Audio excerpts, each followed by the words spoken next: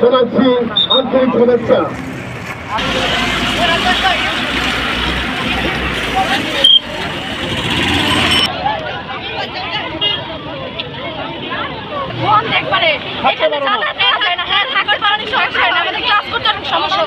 আমরা ভোগান্তিত হয়েছি, হাজার হাজার মানুষ এবং স্কুলের প্রবলমুখী শিশুর সাথে কথা বলেছি, পৌর মেয়রের সাথে কথা বলেছি।